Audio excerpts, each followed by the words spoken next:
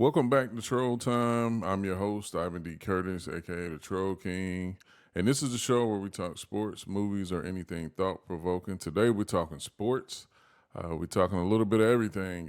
Curt Miller, named Executive Vice President of Basketball Operations and General Manager for the Dallas Wings. Um, Karl Mesker, he's been named the head coach for Right. the Atlanta Dream, and that's Karl Smesko. Um, Unrivaled, named the lead coaches and a few more players. Kennedy Carter, social media posts, leaving many to wonder what's her fate in Chicago. South Carolina women's basketball team, Harmony Turner, who's making waves from Harvard. LeBron James doing the most at 40 years of age. Ohio State Buckeyes, of course. Colorado Buffaloes, and NFL. As you know, I don't do this show by myself. Bringing in my brother, Hey Willie. What's going on with you? Man, we are in here. I'm happy to be on this side, man. I'm gonna tell you, Dallas is good for Harmony Turner, giving you those types of players. Shout out Mansfield, Texas, suburb of Dallas. But man, it is the worst as it relates to allergies. Literally the worst place in North America, man. So I've been up and down, waving in that joint like that. Man, I'm up on this side, so I'm happy, man.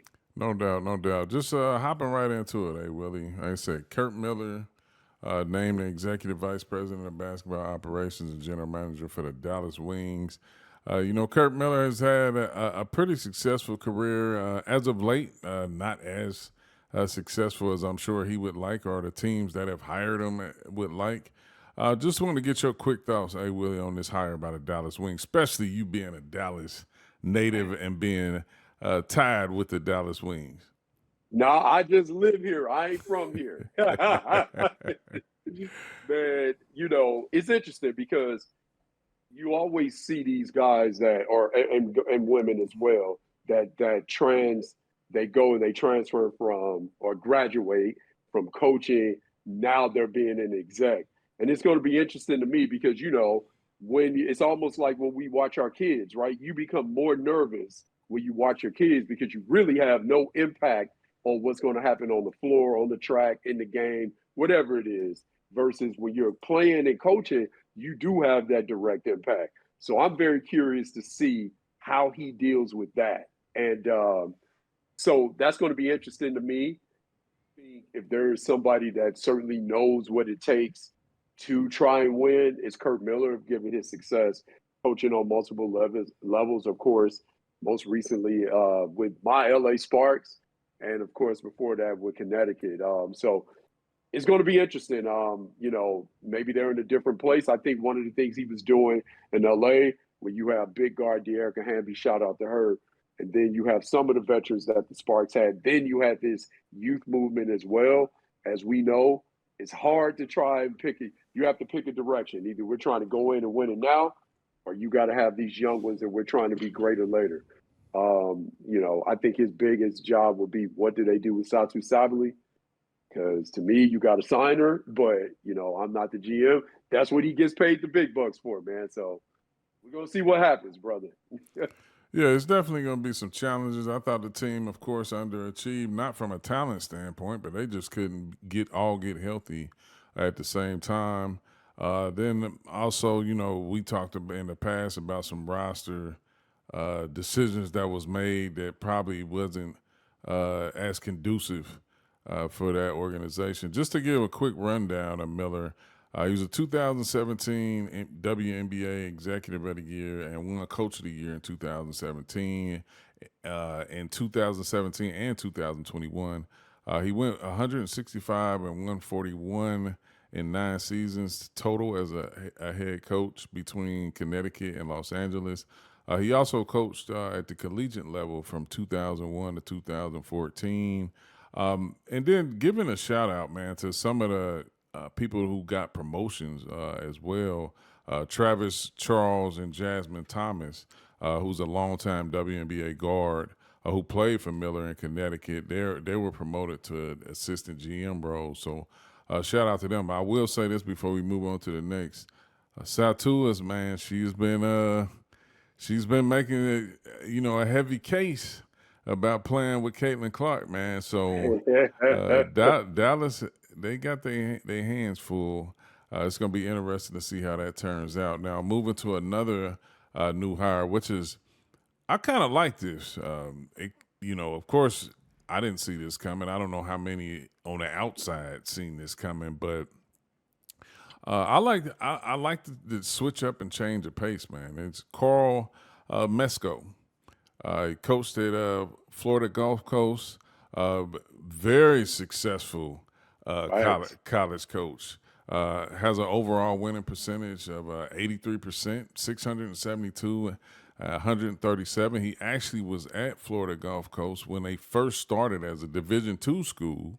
Um, you know, they've never hardly had a losing season. I mean, he was 600 total, 611 and 112 total with the Eagles, including a 14 consecutive 25 win season. So I mean, that's only a streak matched by UConn. So that lets you know what kind of air he's in for what he done at the collegiate level. Now I will say this before I pass the ball to you, hey Willie, up tempo, modern day basketball.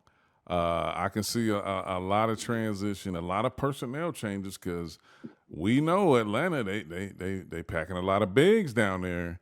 Right. I think to play for this guy, you're gonna have to be able to score. You're gonna have to be able to shoot, and you're definitely gonna have to be able to run the floor.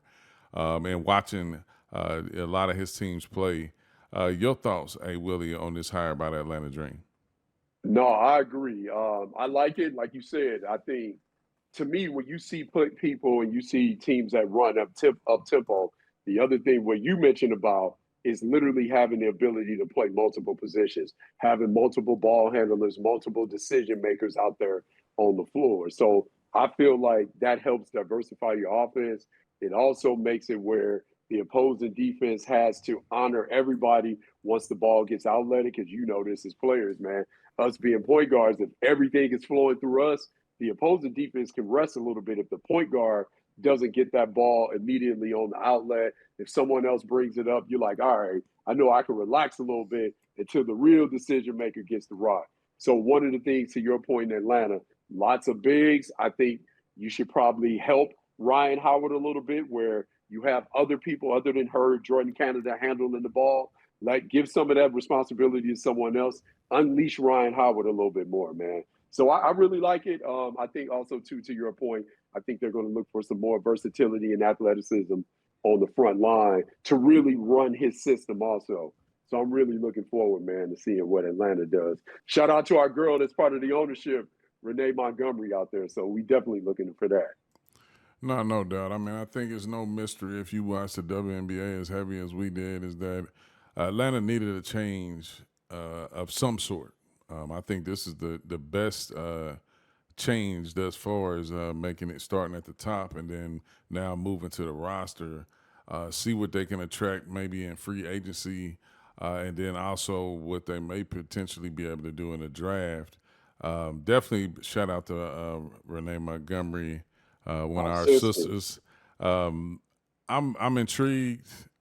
We talked a lot in the offseason about who we're going to fill a lot of these positions. Still a few, it's I like it. Like I said, I think he's going to make Ryan Howard stop being one dimensional. Right. I think his style of play can unlock all the potential that we see in her. So I'm looking forward to it. Moving on to women's college basketball. Of course, the unanimous number one ranked South Carolina Gamecocks. Um, Only major game they played thus far is NC State, which they handled them pretty well. Um, just wanted to talk about them for a second because a lot of people are going to be looking to see if they can repeat. Of course, they Right. had Camila Cardoso move on to the WNBA, but they bring back a lot of players, and a lot of impact players. And then also you bring in Joyce Edwards. to help along with that. I think Tessa Johnson is going to obviously be more of a key figure this season, and I talk about her a lot because I think she shows up when they need her most. But Hey, um, yep. you got Fuwali and you got Pow Pow, who I think the one thing I will say is that in each game that South Carolina's played this year, they've had a different score, leading scorer in every game. That's a big plus. That's they're going to share the ball and they're going to play defense. I'm looking forward later on down the schedule. November 24th they play UCLA. November 28th they play Iowa State, and then December 5th they play Duke. Those are the three top ranked games they have coming up. So I'm really looking forward to the battles. Most of the top teams in women's college basketball are handling business outside of when you got to play Harvard, and we're going to talk about that. But your thoughts, hey Willie, on this year's look with South Carolina? Man, it's funny. I say this like last year, we were the number one team in the country, undefeated, won a national championship. And it's so crazy to see a team go undefeated and nobody is talking about the fact that they're going undefeated. They were about as pressure free. And I'm not saying there is no pressure. This is nuance. So when y'all walking with us, listen to that. This is nuance. They were about as pressure free as an undefeated number one ranked team could be because we were talking about Caitlin, we were talking about Angel. That was the narrative that we talked about. Then Juju took the college basketball world by storm as well. So we were talking about all of those things, and we were not talking about the number one team in the country being undefeated. Right. And I feel like we're doing it again this year because this is the season of Juju, right? I'll say this. South Carolina is the best team in the country. USC is probably Southern California for people that say South Carolina Right. is the USC. I don't say that hashtag fight on, but we saying South Carolina is the number one team. California is probably the most talented team on paper. So again, South Carolina with all of these returning players and in the world of the transfer portal and people wanting to make immediate impacts, it's crazy to me, man, that they were able to keep so many players. I think that probably surprised Coach Staley a little bit. But with that being said, here they are again. Didn't lose a game last year. Again, off to this undefeated streak again. And we're talking about other programs. We're talking about, of course, we're talking about USC Southern California. We're talking about Paige and the potential and the return of AZ Fudd when she comes. So those are the narratives that we're discussing right now in women's college basketball more than South Carolina. Also, too, to a certain extent, we're talking about the return of Olivia Miles, and it's been great, by the way.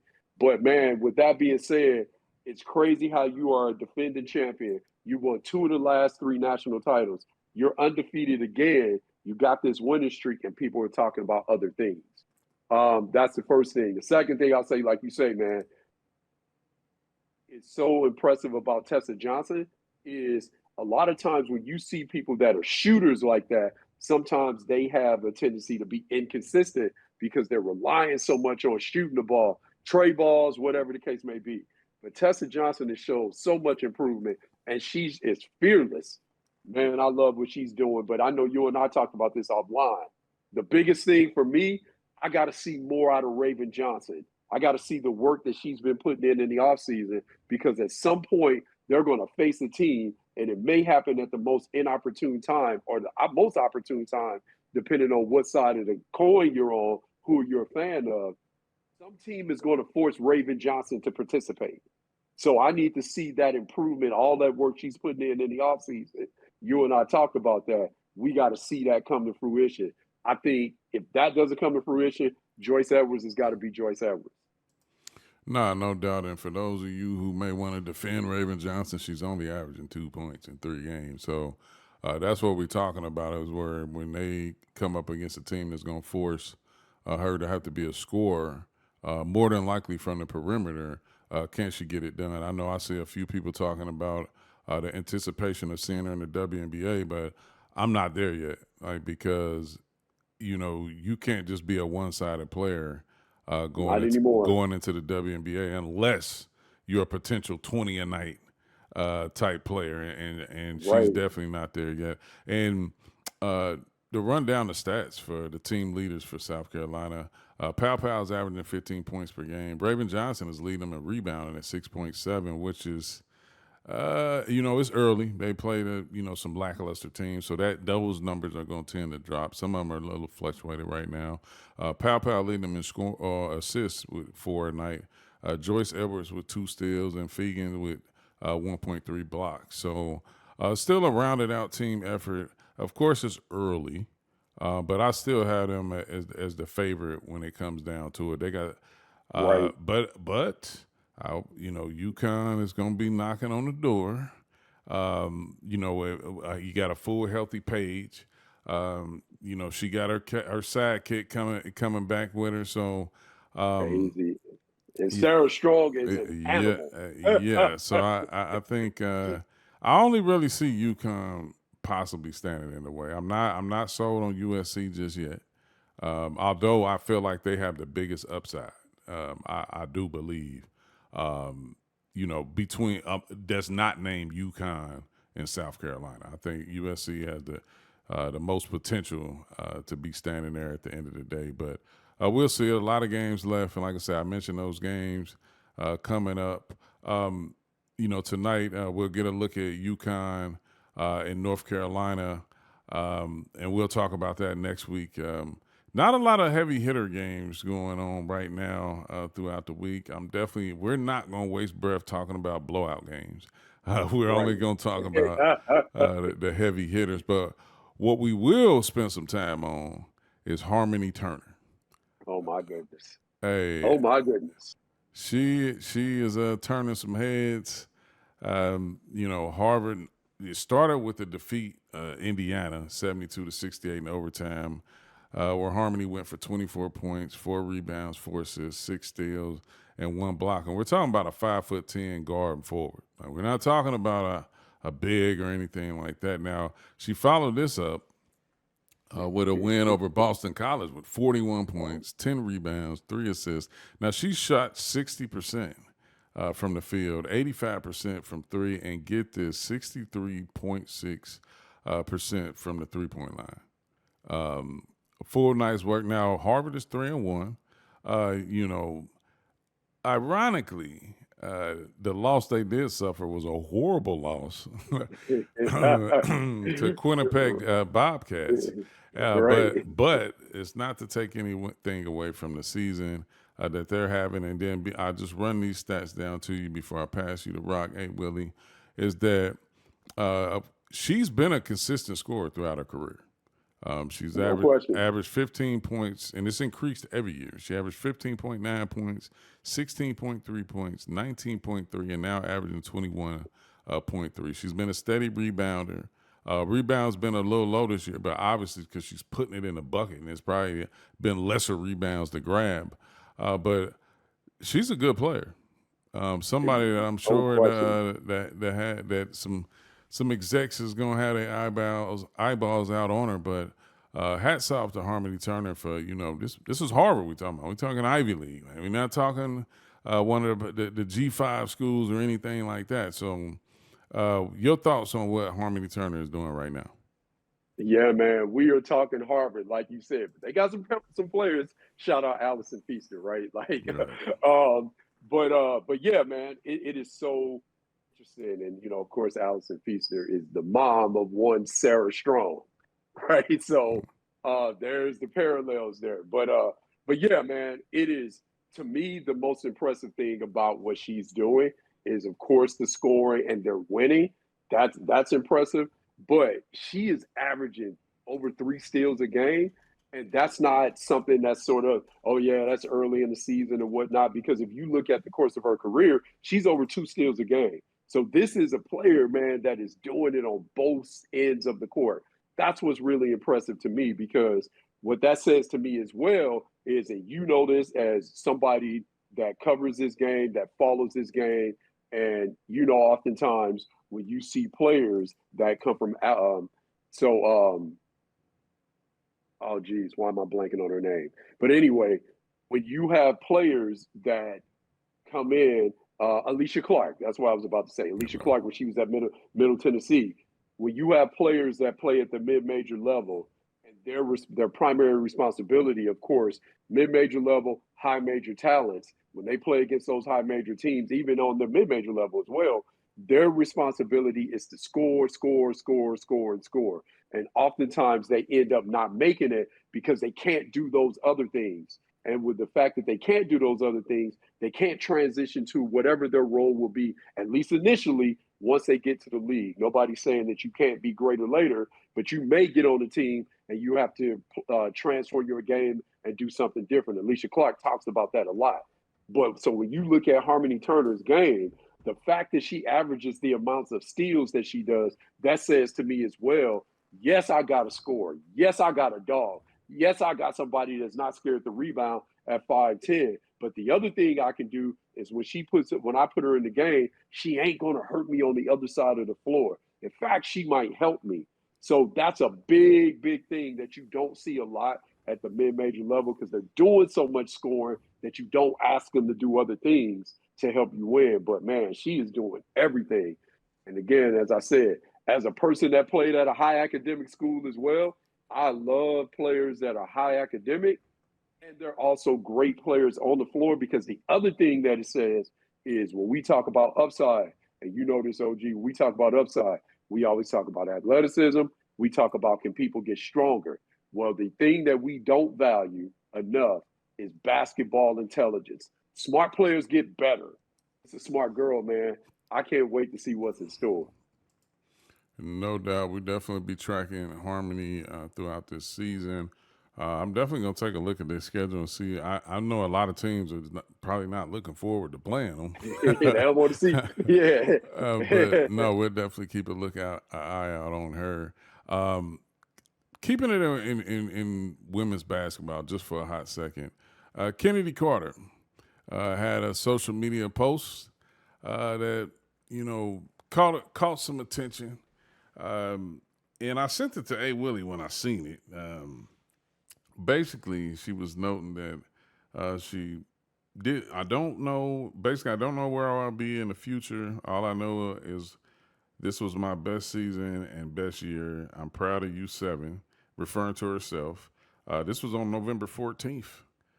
Yes, yeah. So she said it was definitely magic. She was happy to be in with the sky. Obviously, that's not a real. It's not a self assured post about what's going to happen with the future, especially with them bringing in Tyler Marsh, who I know he's going to make some. You got to make some extreme changes.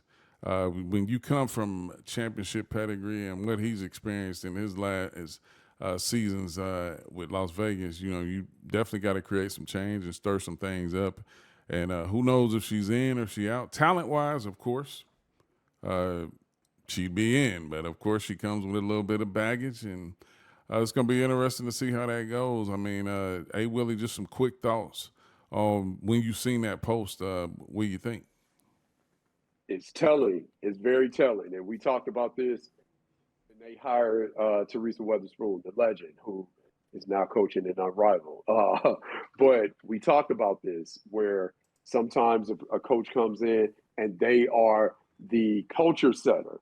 Clearly in Chicago, Teaspoon was the culture setter, whether that's Angel Reese, whether that's Kennedy Carter, players that play with a certain type of edge. And so now, as we talk about all the time, also too, your situation is just as important as your talent. Who's the coach? What's the teammates? Who are the teammates? What's the system? So Kennedy, of course, as she is starting to really gain her footing back in the league, that situation is going to be super, super important. Do they embrace her and say, you know what, you're part of this? Or is exactly like you said, is she part of the, okay, you know what, we have to move in a new direction? It's going to be interesting. I'm certain that she's already had some conversations with whether that's management, the new coach as well. Maybe that made her feel some type of way, or maybe she hasn't had any conversations with them, which also could make her feel some type of way. So with that being said, I think people shoot off tweets like that without having something provide some sort of reason why they feel the way that they feel. So, man, this is going to be interesting. It's also going to be interesting to see what she lands on the open market as a free agent. Do people say, you know what, we are a player like her away, that we come in and we get Kennedy Carter and she's a part of taking us over the top? Or because she's also relatively young and she hasn't played a lot of basketball because of her time being out of the W. So she's relatively young in a basketball sense as well. Does another developmental team say, you know what, we need a young, explosive guard and that can grow with us, that has the opportunity to be greater later? It's going to be interesting, man, to see what happens in free agency. No, no doubt. I think honestly, my quick opinion is uh, she needs to go to a veteran team. Like I don't, I you know, with her, honestly, I don't look at all the antics and everything like that as negative because I like players with some dog in them. But I No think question. she needs to go somewhere that's established so the weight is not as heavy. Where you all you need Mm-hmm. is her talent. You don't need anything else. And Right. I think a veteran team would serve her best. It was tough for her this year with a young team. They had some key injuries, especially with Elizabeth Williams when she went down. So it put a lot of weight on her plate, and I don't think she's the type player for that.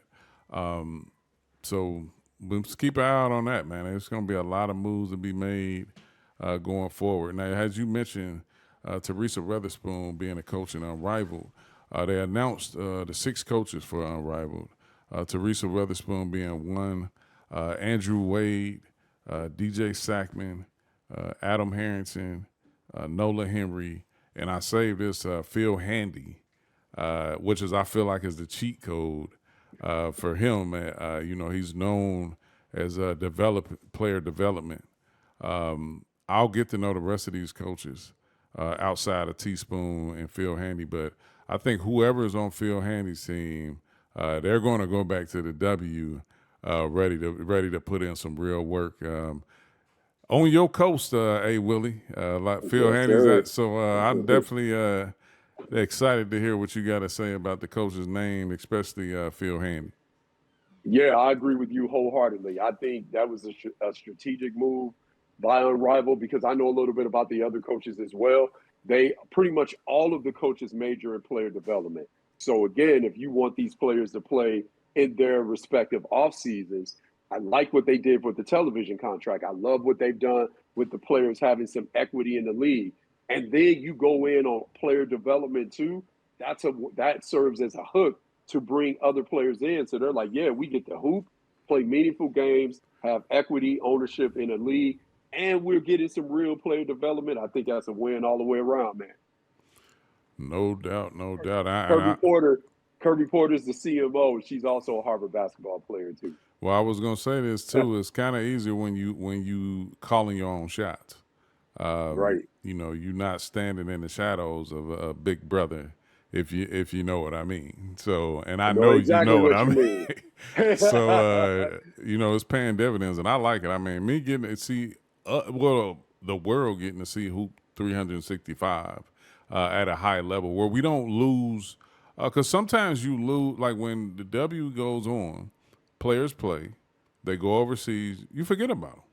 Like you literally forget about them until next season rolls around, and then some of them will get hurt overseas, and you definitely won't hear anything about them. You won't even know they hurt until the season starts and they're not playing. So Man, Nika Mule, get healthy.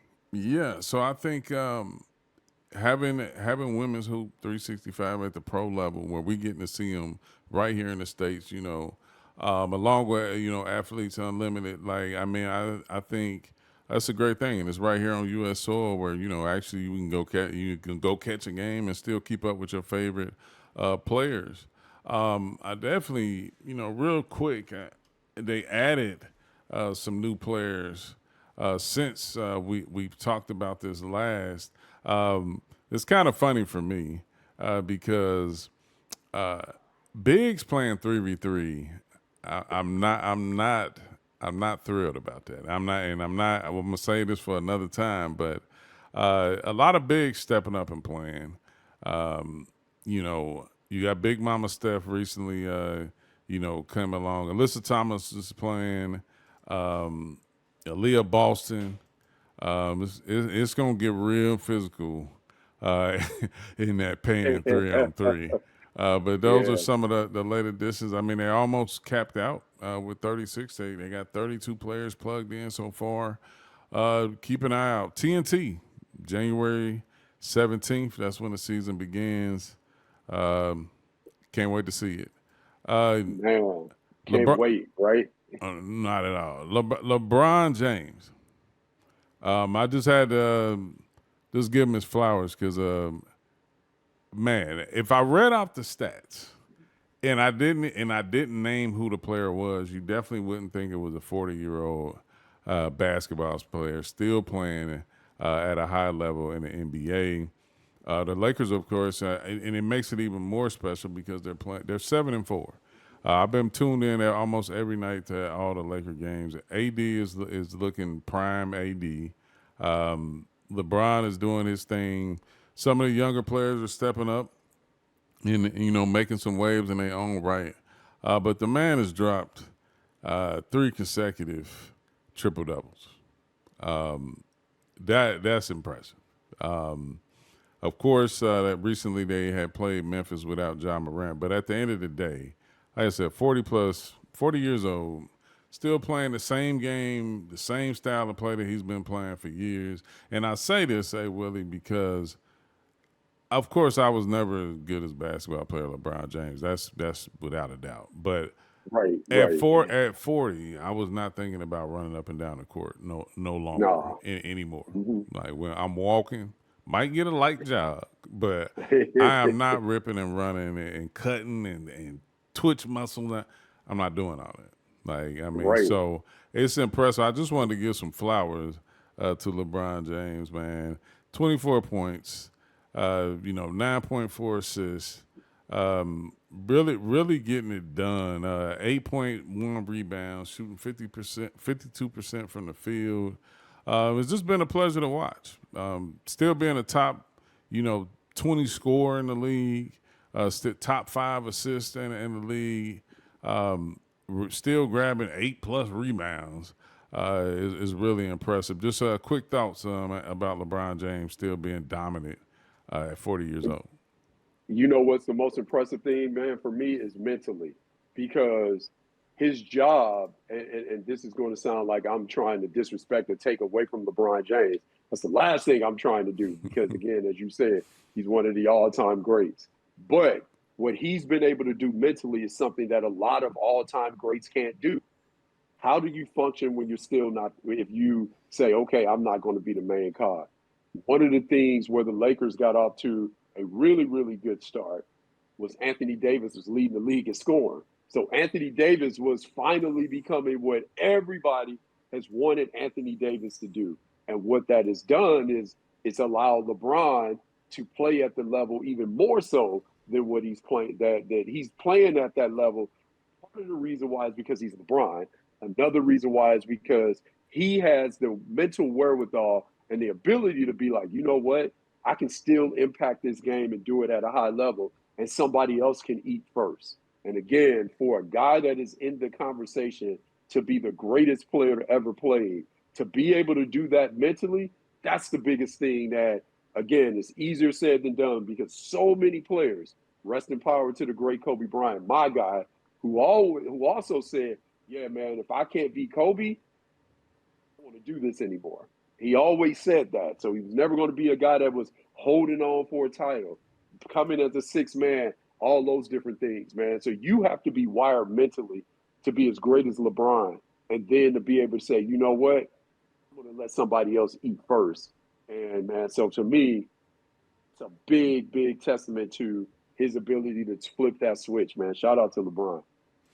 No doubt, and keeping it in Ohio as we talk about college football. Now we only talking about the Buckeyes and the Buffaloes. I Man, we ain't talking the about USC, man. Hey, nah. No. The Buckeyes for myself and the Buffaloes for both of us. Just the Buckeyes last week defeated Purdue 45-0. Had a nice little scrimmage, and I'm almost calling this. I'm almost calling this week's game a trap game against Northwestern because the big game It's next week against Indiana, who's rocking and rolling.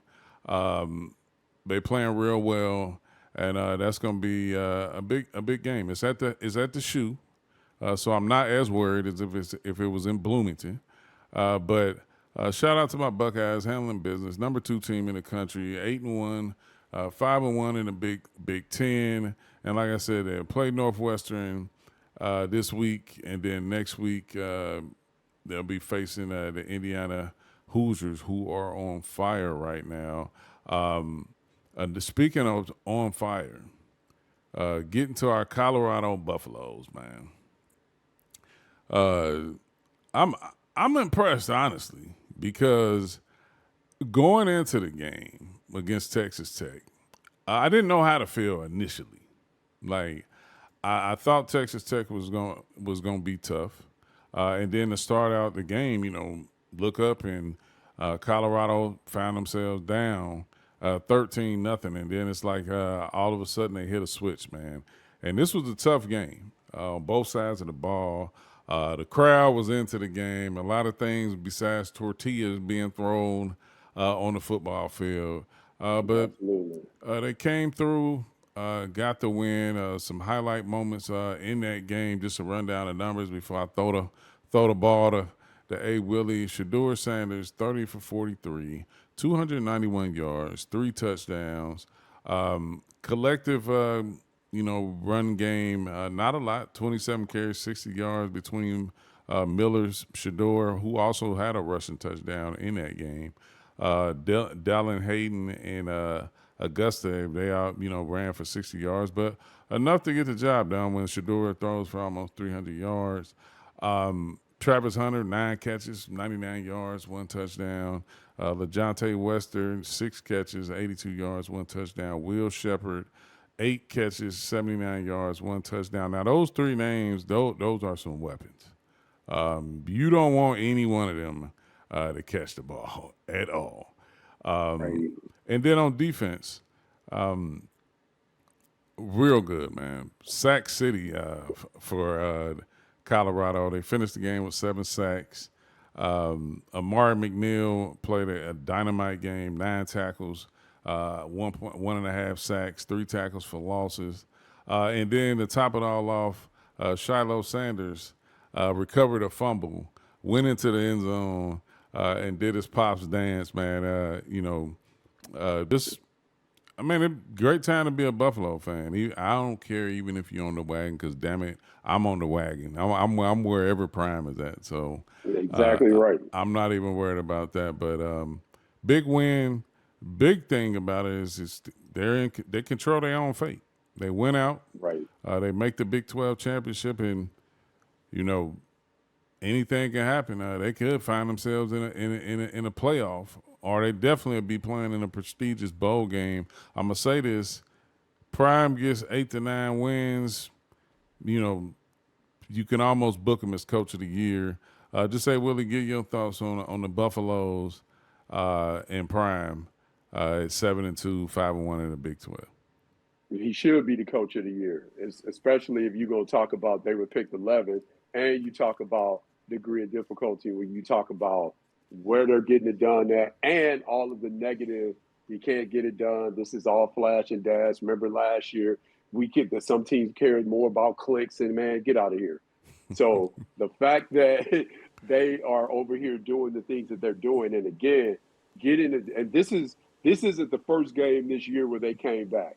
Now, of course, you don't want to keep living dangerously like that, but at the same time, you're showing that you're not a front running team, because again, when you get down double digits, I don't care how much time is left, it is not easy to come back from a double digit deficit. It is really not. So the fact that not only was the offense being efficient when they were getting the opportunity to get the ball back, defense giving them the ball back as well. If it's one thing that I want to see them cut down on, this game, even when they started making their comeback, actually, they may not have gotten down 13 points if they didn't commit some of the penalties that they committed. So that's the thing. If they can clean that up, man, this team, and it's not even about necessarily the rushing numbers. It's about being opportunistic and showing the opposition that, yes, we will do it. 4th down and short. We're going to go for it. 3rd down and short. We will run the ball. That's the big difference that they did from last year where they weren't running the ball at all. So, man, for me, if they can cut down some of these penalties, and that's something that I expect to see because I know Coach Prime doesn't have it. Doesn't play it. We are also seeing the impact of Warren Sapp as well. Man, I love what they're doing. I'm tuned in to continue. Coach of the year. And let me say this. Of course, we want to see the Buffs in the college football playoff. You know who else wants to see the Buffs in the college football playoff? The college football playoff. Because you know what those ratings are going to say if the Buffs are playing. Come on, man. No, I agree, and just to lock it in, the next 3 weeks they're playing on national televised games.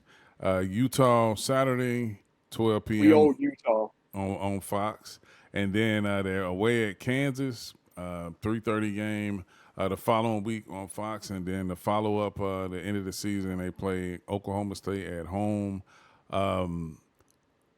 3 winnable games. You got to get it done, but definitely games that they're capable of winning at the end of the day. So, Sko Buffs, man. Moving on to the NFL before we get out of here. Just a quick rundown of Week 10. Ravens get it done against the Bengals. Lamar Jackson is still on a tear, man. Hats off to him. 25 for 33, 290 yards, 4 touchdowns. Definitely has to be the MVP front runner right now. My heart was broken. Texans fell to the Lions by a field goal. Jake Bateman hit a 52-yard field goal as time expired. Now it was an interception fest, so it was not the best looking football at all. But to follow that up, Philly put it on the Cowboys, 34-6. Anytime I get to make light of the Cowboys, it's a great Sunday or Monday or Thursday, whatever day it is. Or Saturday, right? The Chiefs still undefeated at 9-0. Hey man, the football gods stay with Kansas City, man. Block the potential game-winning field goal and time expired. Hey, it is what it is, man. Hey, like I said, I used to care out if I win by half a point, as long as I got the higher score at the end of the day, and that's exactly what the Chiefs do. The Steelers, man. Russell Wilson, getting it done, man. Mike Williams caught a touchdown in that game. They went on to beat the Commanders 28-7. And then following up on Monday night, which is a game that I didn't really tune in for, but the Dolphins beat the Rams 23-15. And then last night, I did tune in for the Commanders in Philly. It was a slow game, and then all of a sudden, man, Philly just exploded, man. And I went away and came back, man. Saquon Barkley, man. The Giants, man. Like, I'll never get over that. But anyway, 26 carries. 100... Hold up, man. You ain't supposed to be worried about your ex. You're right. I'm just saying, man. 26 carries, 146 yards, 2 touchdowns. Jalen Hurts finding a way to get it done. I still don't think they're looking like championship material, but like I say, it's 3 levels to competition. Losers, winners, and champions. They're winners, but I don't know. I don't see them being champions anytime soon. Just a quick run through of that, but any game that you want to highlight or anything that stuck out with you this past week in the NFL? Big games coming up this week. Big games coming up. But let me say this, man. I was in Baltimore. Made the call, man. Kids, put your mama on the phone. I called Vegas and the Raiders. I ain't coming home. I'm done, man. I don't blame you. Man. I think I'm done. I don't blame you. Talking about big games coming up this week, man. The Bills and the Chiefs. Yes, sir. That's going to be a big one Sunday, 4:25 p.m. on CBS. That's the main game that stuck out to me. The Thursday night game was obviously a good one I was looking for. But then Monday night, my Texans and the Cowboys. If you don't follow me on Facebook, you need to, because I'll be trolling probably all night, especially if the game is going our way. And like I said, that's Ivan D. Curtis on Facebook, aka Troll King. But looking forward to them handling the Cowboys. The Cowboys got some decisions to make. A lot not getting a good return on their investment as they sit 3-6 and 0-4 in the NFL. Hey Willie, before we get out of here, as always, I always like to ask you, is there anything that you want to get off your chest? What you just said, Cowboys, right? I know this because we understand branding. I work in sports marketing at Nike, so I understand. There's things to make you feel emotional about. Wagyu say this week, it's time to rip the Band-Aid off.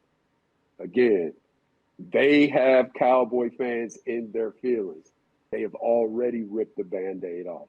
The rebuild has already started. They got y'all thinking that they're trying to win.